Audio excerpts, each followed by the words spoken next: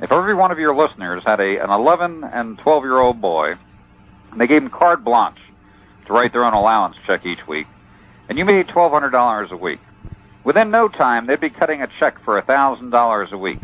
And if you told them you're going to cut them back to $800 a week, they'd kick, they'd scream, they'd holler, they'd use any logic available to them to justify how an 11 and 12-year-old boy could not survive on $800 a week.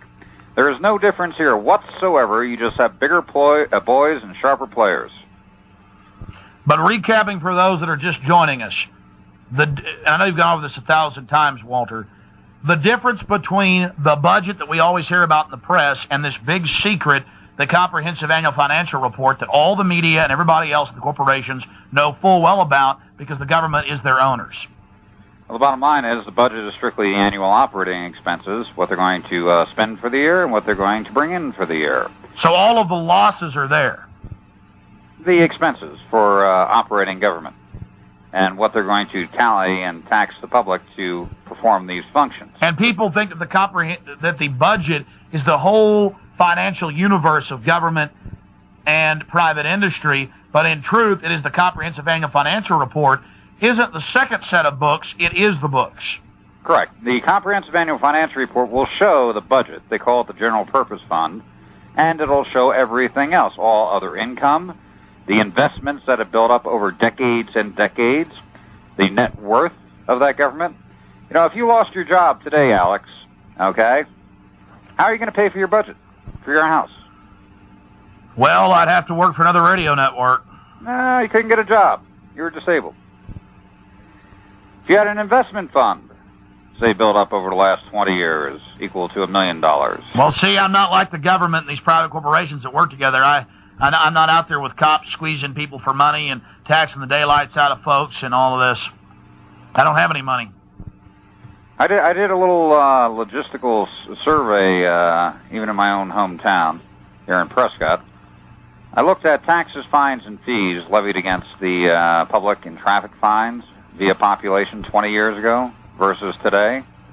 600% increase per population. It's a revenue-generating venture. I mean, if you could pull people over and clip them for $100 any day of the week, you become a millionaire overnight, correct, Alex? Yeah. And you hire the cop. Well, hold on. You hire the cop. Now they're only hiring cops with low IQs. That's even been in the news.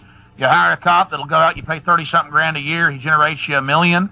And you just expand and hire more cops. You got the people begging for more cops for some reason when we got more than we ever needed. The number of cops has doubled in the last 8 years. The number of prisons has doubled. The prison population has doubled. People are still begging for more, begging for more, begging for more. Government owns everything. They're expanding. I go back to, you now know why Gorbachev went Democratic. Talking about these empires, these water districts, these city councils, these county commissioners, how do the politicians and the minions running these little empires, how do they themselves profit out of this scam? I'll give you an example from Arizona, Yavapai County. There was a border supervisor, a guy by the name of Feldmeyer, came into office about 9 years ago with a disclosed net worth of about $85,000.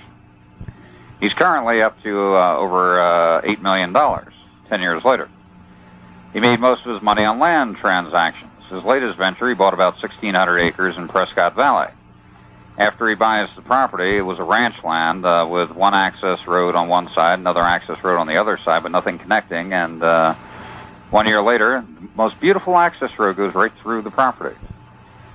Now, the county fairgrounds and racetrack, which was built 100 years ago, which was too small to handle the need for services, they had to move. Guess where they're going to move? Right next door to his property. Guess what's going up on his property? To the new golf course and condominium complex. Where's the money coming from? The county bank, run by the boys. They'll pull out $5 to $7 million on that venture alone. And that's just one little county out of hundreds of counties in this country. And there were a lot of people complaining about him, so there were two groups that started a recall petition against him. And they were the regular, public tax protest groups, and they were slowly getting signatures for a recall. He gets his best friends to start a third recall petition against himself. They immediately get all the signatures required, being that they're well networked, and complete the signature requirement. And then they go to the Superior Court judge, his best friend. I'm an elected official. I can't have 3 recall petitions against me at the same time. You're going to have to invalidate 2 of them. Guess which 2 they invalidated? The citizens' recall petition. The third one started off by his friends. Guess what happened to that? Got dropped. Dropped, correct. The game is absolute, and we're talking millions of dollars. It's not the Joe's six-pack crowd betting $5 on the football game who's going to win on Dallas. These guys have worked hard to build their little empires. You know, if you went to a cocaine dealer and said, I heard you were doing $5 million of cocaine this year. Is that true? Oh, you're crazy. I've never even touched this stuff. I don't even know what it looks like. You know? They're going to perpetuate their game. There's a lot of money involved here. And you talked about how using the Orange County debacle, the feds have now streamlined and make the counties and cities and school districts and water districts funnel their money through their gates. How does that feed into this? Well, the largest investment pool was the pension funds. And back in 1981, the Fed sent out a transmittal letter to the local governments. But by the way, there's 85,000 separate corporations in local government. They sent out a transmittal letter saying, you in local government have very odd and peculiar rules regarding the management of your pension funds, which keep you restrictive from using such trading vehicles such as derivatives, options, advanced forward currency transactions, puts, calls. This costs you billions of dollars each year. CalPERS, which did very well for the California pension funds, have reorganized under a national program, which we recommend you participate with. Under this program, you will not be restricted to not using derivatives, futures, calls, puts, and options, and thus you can benefit.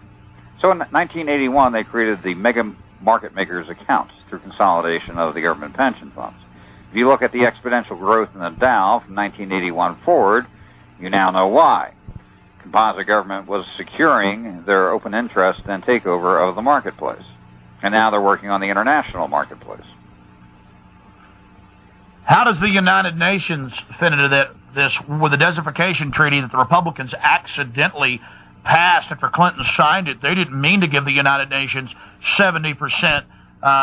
Let's go back. Well, they gave them 70% of the control over 70% of the land in our country, 100% of it. That's public record now, folks. October 18th, 2000 passed. I thought it was bad 4 years ago, the UN taking over the national parks and monuments.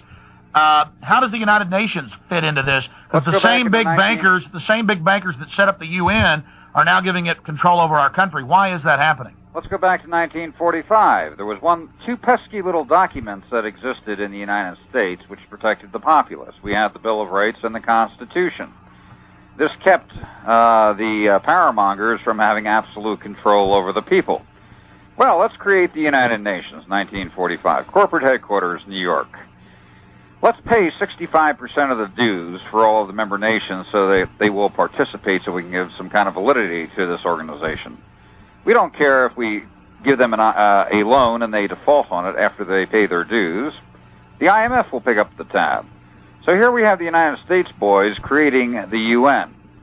Now they are giving authority to the UN for judicial, administrative, military authority, property, because the UN is not subject to those two pesky little problems, the Bill of Rights and the Constitution.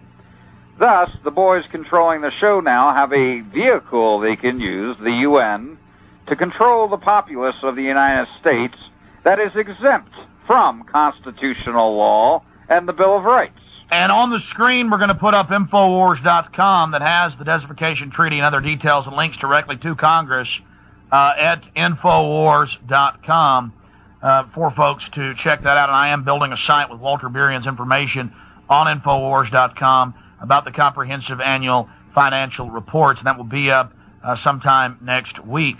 And if you just type in CAFR, CAFR, into a search engine, you'll get thousands of links to government websites bragging about how much money they have and how much stocks and bonds and how many companies they own. It is empire building. Keep in mind, Alex, they have perpetuated this empire and they are growing unabated. They have accomplished their objective, the complete financial takeover of the wealth of this country.